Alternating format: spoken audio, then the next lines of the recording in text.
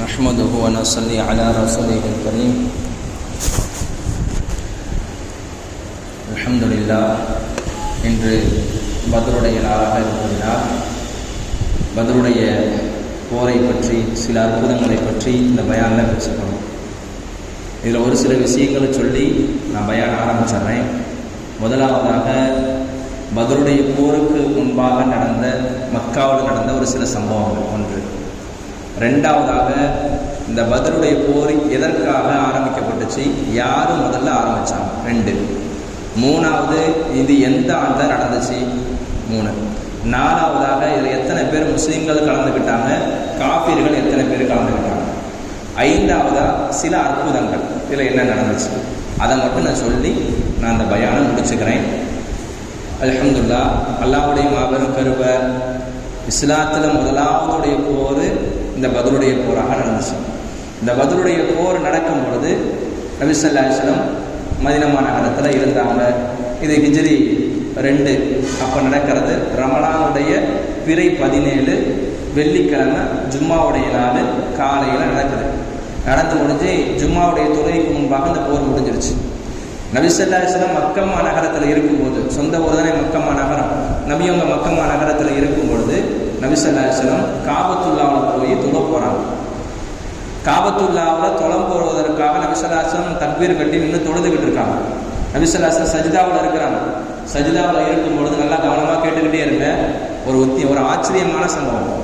நபி ஸல்லல்லாஹு அலைஹி வஸல்லம் தொழுதுகிட்டே இருக்கிறாங்க, சுஜூதில் இருக்கிறாங்க. சுஜூதில் இருக்கும்போது காஃபிர்கள் ஒரு 7 பேர் காபத்துல்லா பக்கத்தில் உட்காந்துருக்கிறாங்க. அவர் யாருன்னு சொன்னால் அபூஜஹல், உத்துபா, ஷைபா, வலீது, அப்படியே கிட்டத்தட்ட ஒரு 7 நபர்கள் உட்காந்துருக்கிறாங்க.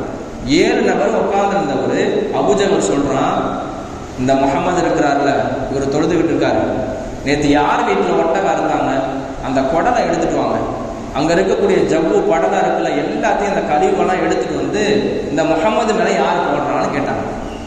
உடனே யாருமே நெக்கல் நயாண்டியா சொல்லிக்கிட்டு இந்த ஒரே ஒரு மனிதர், அவருடைய பேர் வந்து உக்பத் இப்னு அபி முஐத், அந்த நபர் சொன்னார், நான் எடுத்துட்டு வந்து போடுறேன். இன்னைக்கு மக்கா நகரத்தில் யார் வீட்டில் நேற்று ஒட்டகம் அறுக்கப்பட்டுச்சோ அந்த குடலை எடுத்துட்டு வந்து அதில் இருக்கக்கூடிய கழிவெல்லாம் கொண்டு வந்து நபி மேலே நான் போடுறேன்னு சொல்லி கொண்டு வந்து போட்டார். நபி ஸல்லல்லாஹு அலைஹி வஸல்லம் சுஜூதிலேயே கிடக்கிறாங்க, இன்னும் எந்திரிக்கல. இப்னு மஸ்ஊத் ரலியல்லாஹு இந்த ஹதீஸ் புகாரில பதிவு செய்யப்படுது. காபத்துல்லா பக்கத்தில் வெளியில் நின்று இப்னு மஸ்ஊத் ரலியல்லாஹு பார்த்துக்கிட்டே இருக்கிறாங்க. என்னதான் நடக்குது, போய் தடுக்க முடியல. ஏன்னா இப்னு மஸ்ஊத் இருக்கிறாரே குறைஷி வம்சத்தை சார்ந்தவர் அல்ல, பக்கத்தில் இருக்கக்கூடிய ஹுதைல் கோத்திரத்தை சார்ந்தவர். இவர் அங்க இருந்து மக்கா நகரத்துக்கு வந்திருக்கிறார். இவர் இஸ்லாத்தை ஏற்றுக்கிட்டாரு. இந்த சஹாபி அறிவிக்கிறாங்க, நபி ஸல்லல்லாஹு அலைஹி வஸல்லம் மேலே ஒட்டகத்துடைய குடலை போட்ட பிறகு என்னால் தடுக்க முடியல. நான் நேராக ஃபாத்திமாவுடைய வீட்டுக்கு போனேன். ஃபாத்திமா சின்ன புள்ள, அந்த பிள்ளையை நான் கூட கூட்டிகிட்டு வர போனேன். கூட்டிகிட்டு வந்தேன். இந்த மாதிரி முஹம்மது மேலே, உங்களுடைய வாப்பா மேலே குடலை தூக்கி போட்டாங்க, ஒட்டகத்துடைய குடலை. அவங்க அப்படியே இருக்கிறாங்க சஜிதாவிலேயே, நீங்கள் போய் எடுத்துருங்க, என்னால் எடுக்க முடியாதுன்னு சொல்லிட்டாங்க இப்னு மஸ்ஊத் ரலியல்லாஹு. சொல்லி முடித்த பிறகு ஃபாத்திமா அம்மா சின்ன புள்ள, அந்த அம்மா ஒட்டகத்துடைய குடலை எடுக்கிறாங்க. இவனுங்க எல்லாம் கைத்தட்டி சிரிக்கிறானுங்க. இந்த கழிவுகள் எல்லாம் நபி மேல அவருடைய உடம்புல படணும், நபி ஸல்லல்லாஹு அலைஹி வஸல்லம் மேல பட்ட பிறகு நம்ம எல்லாம் ஆரம் தட்டணும், கை தட்டணும், சந்தோஷப்படணும், சிரிக்கணும் என்பதாக கேலி செஞ்சுக்கிட்டே இருக்கிறோம். அபூஜஹல் நபி ஸல்லல்லாஹு அலைஹி வஸல்லம் எந்திரிக்கல, சுஜூதிலே இருக்கிறாங்க. ரொம்ப நேரமா இருக்கிறாங்க.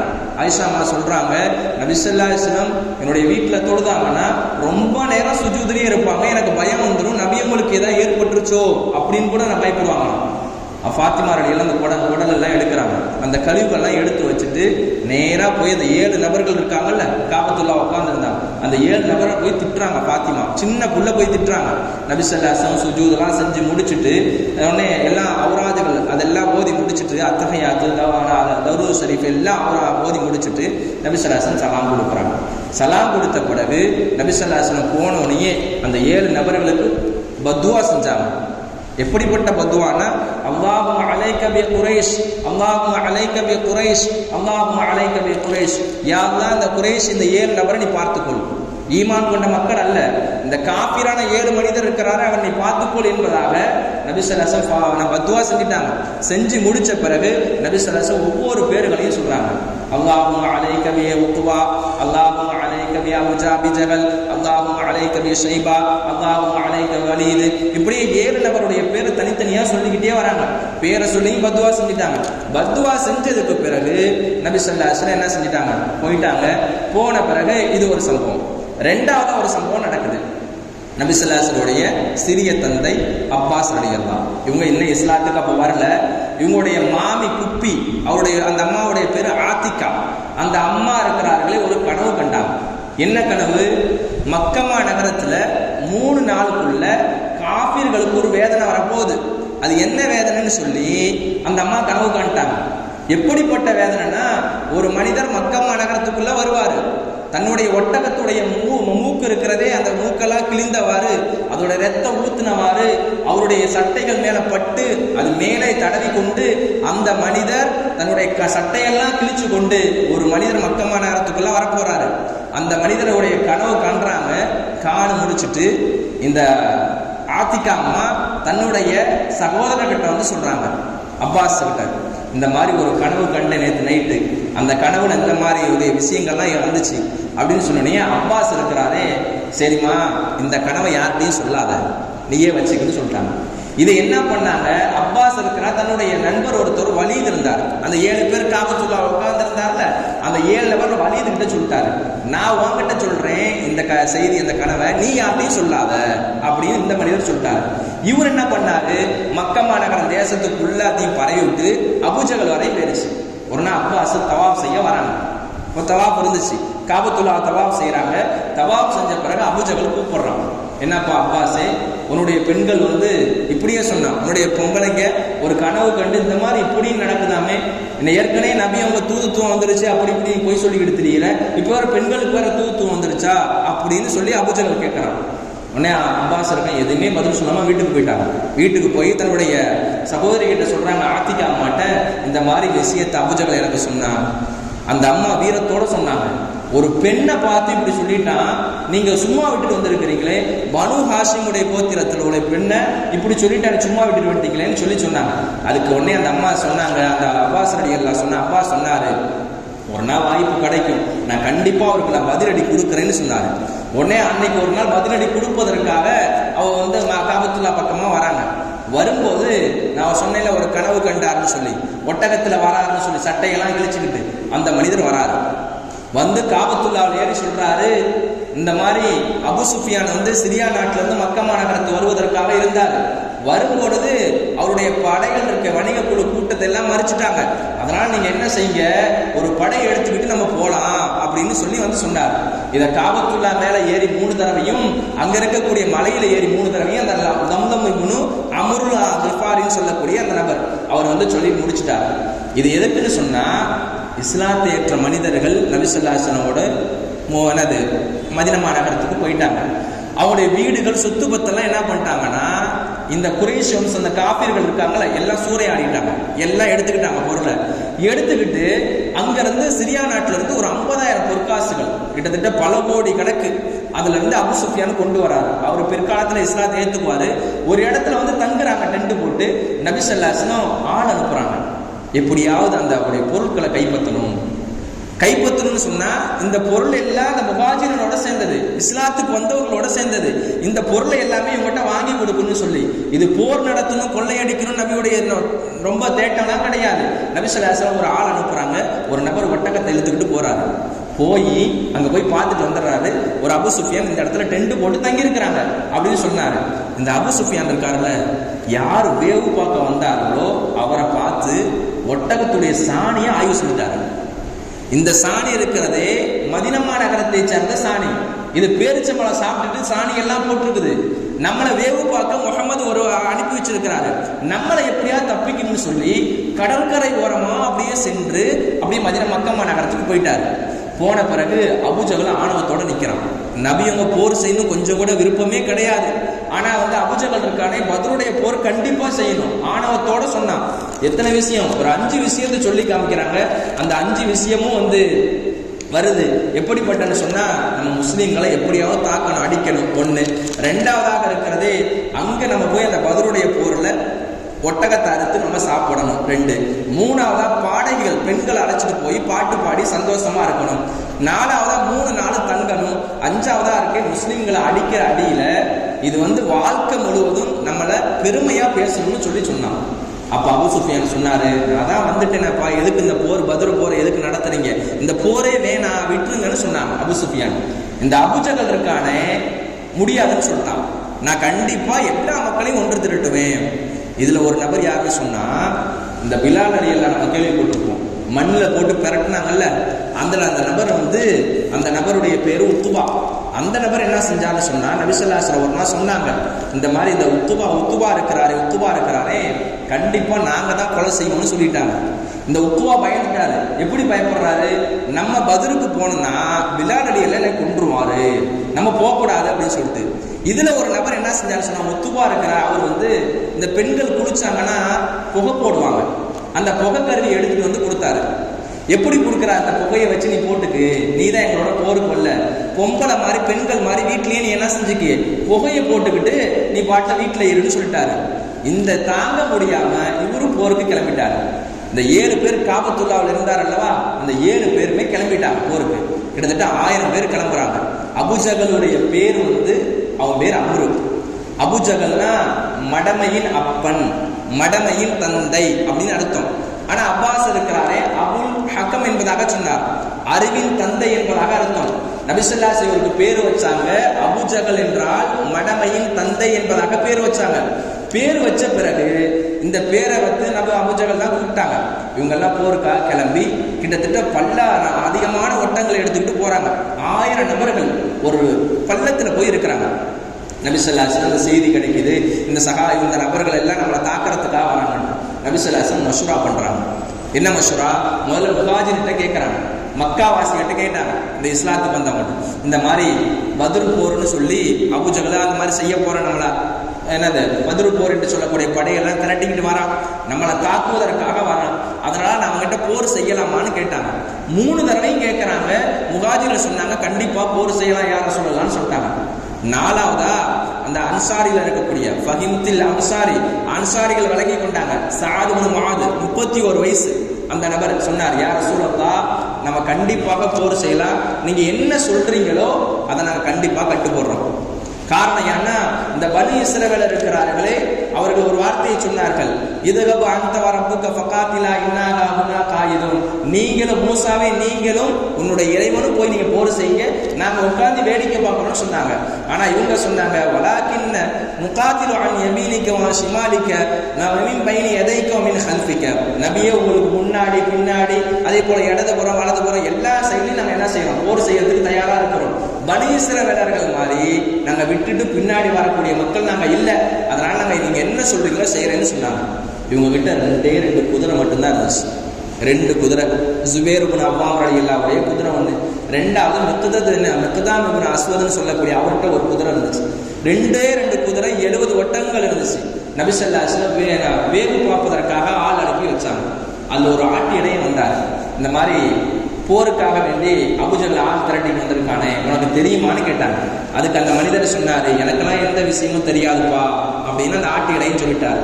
சொல்லி முடிச்ச உடனே அங்க அந்த கூட்டம் வந்திருக்கிறாங்களான்னு கேட்டாங்க. அது எனக்கு தெரியாதுன்னு சொல்லிட்டாரு. எத்தனை ஒட்டகங்கள் அறுக்கிறாங்கன்னு கேட்டாங்க. ஒரு நாளைக்கு 9 அல்லது 10 ஒட்டகம் அறுத்து சாப்பிட்றாங்க.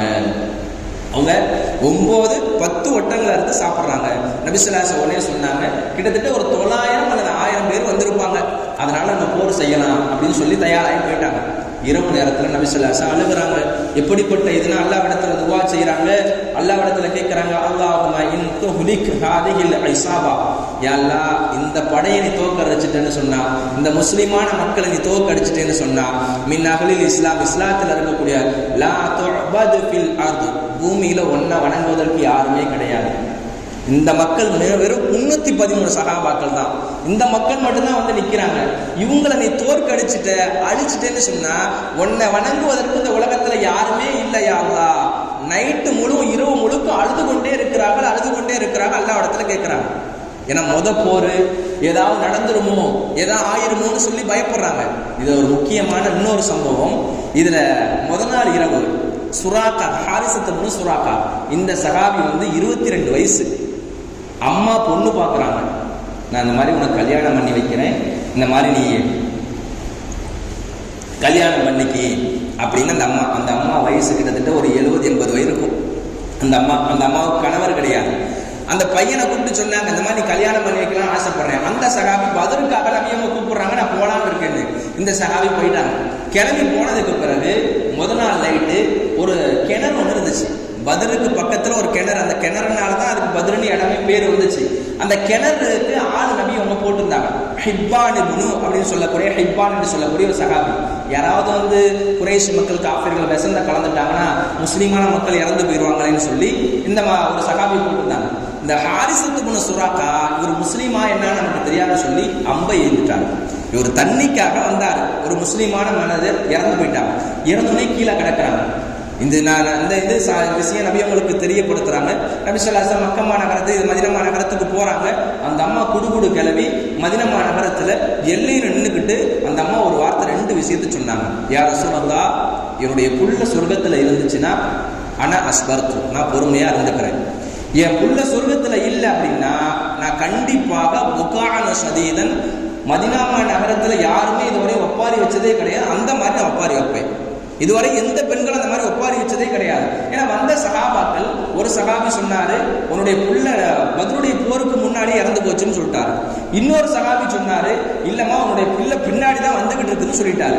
நபி ஸல்லல்லாஹு அலைஹி வஸல்லம் மறுச்சுக்கிட்டு விடல. அந்த பெண்மணி வயசான கிழவி. அந்த அம்மா கேட்டாங்க, நபி ஸல்லல்லாஹு அலைஹி வஸல்லம் ஒரே ஒரு வார்த்தை சொன்னாங்க, சொர்க்கத்துல பல படித்தரங்கள் இருக்கு, சொர்க்கத்துல 7 வகையான சொர்க்கம் இருக்கிறது, ஜன்னத்துல் ஃபிர்தௌஸ்ல புள்ள இருக்கிறாங்க, நீ கவலைப்படாதன்னு சொன்னாங்க. அந்த அம்மா பொறுமையா இருந்துகிட்டு என் புள்ள சொர்க்கத்துல இருக்கிறான்னு சொல்லி அப்படியே கேட்டுக்கிட்டு போயிட்டாங்க. போன பிறகு அந்த அம்மா போயிட்டாங்க.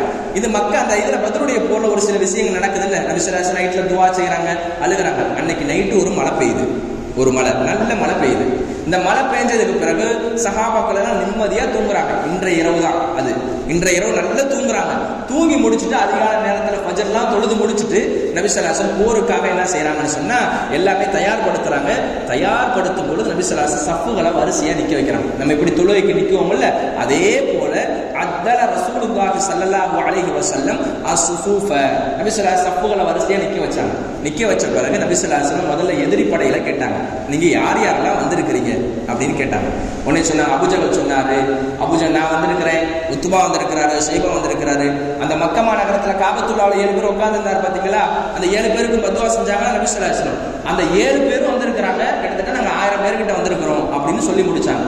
சொல்லி முடிச்ச உடனே சரி உங்க அணியில இருந்து யார் வரீங்க, தனித்தனியா தான் போர் செய்வாங்க ஒவ்வொரு மனிதனா.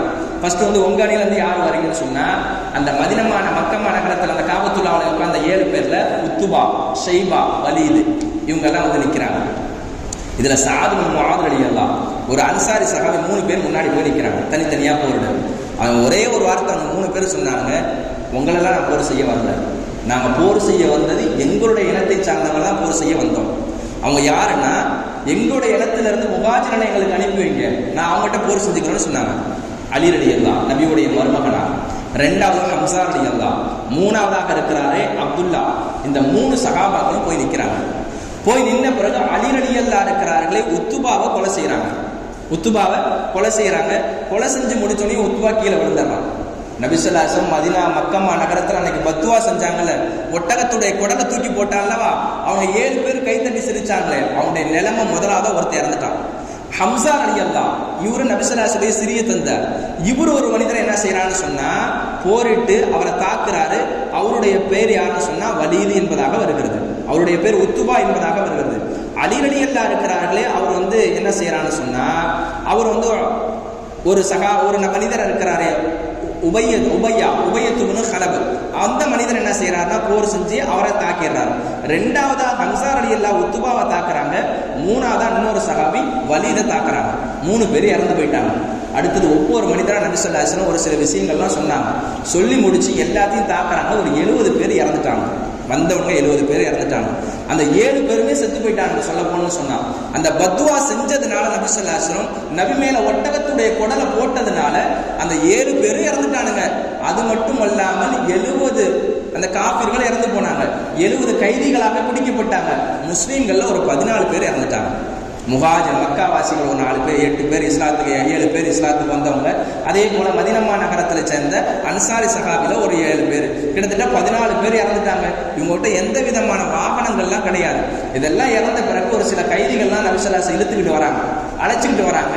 இது அழைச்சிட்டு வந்த பிறகு மஸ்ஜித் நபவியில முன்னாடி கட்டுறாங்க. அபூஜஹலை கொன்னது 2 சின்ன பிள்ளைங்க தான், சின்ன பிள்ளைங்க 2 போருக்கு வந்துச்சு. அந்த பிள்ளைங்க என்ன பண்ணுச்சுன்னா அபூஜஹலை வீழ்த்தின பிறகு நபி ஸல்லல்லாஹு அலைஹி வந்து சொன்னாங்க, நான் அந்த மாதிரி அபூஜஹலை வீழ்த்திட்டோம் அப்படின்னு சொன்னாங்க. சொன்ன பிறகு இப்னு மஸ்ஊத் ரலியல்லாஹு அன்ஹு அவர் ஒரு குட்டையான சஹாபி, கிட்டத்தட்ட வயசு 13-14 வயசுல தான் இஸ்லாத்துக்கு வந்தார். அந்த சஹாபி போய் அபூஜஹலுடைய நெஞ்சு மேல உட்கார்ந்துக்கிட்டு கழுத்தை பிடிச்சி ஒரு திருவினாரு. திருவின பிறகு அபூஜஹல் ஒரு வார்த்தை சொன்னான், நான் யார் தெரியுமா, நான் மிகப்பெரிய ஒரு கோத்திரத்தை சார்ந்தவன், என் மேல நீ உட்கார்ந்ததே தப்பு என்பதாக சொல்லி உடனே சாவடிக்கிறாங்க. அந்த இடத்துல அப்படியே இறந்து போயிடுறாங்க. இதுதான் சம்பவம் சுருக்கமா நடக்குது. இதுல ஒரு சில சம்பவங்கள் அற்புதங்கள் என்னன்னு சொன்னா அல்லாஹ் சுப்ஹானஹு வ தஆலாவும் இந்த ஹதீஸ்ல சொல்லி காட்டுகிறான். அதே போல குர்ஆன்லயும் வருகிறது. முதலாவது சம்பவம் என்னன்னு சொன்னா இப்னு நபி ஸல்லல்லாஹு அலைஹி வஸல்லம் இரவுல என்ன செஞ்சாங்கன்னு சொன்னா ஒரு சில சஹாபாக்களை வெட்டு போட்டாங்க. உக்காஷா ரலியல்லாஹு நம்ம கேள்விப்பட்டிருப்போம். உக்காஷாவுக்கு ஒரு கை போயிருச்சு, கை துண்டா போயிருச்சு. நபி ஸல்லல்லாஹு அலைஹி வஸல்லம் அந்த கையை எடுத்துட்டு அந்த கையை ஒட்டி விட்டு தடவி விட்டாங்க. தடவி விட்ட பிறகு அந்த கையை ஆட்டோமேட்டிக்கா எப்பயும் போல சரியாயிருச்சு.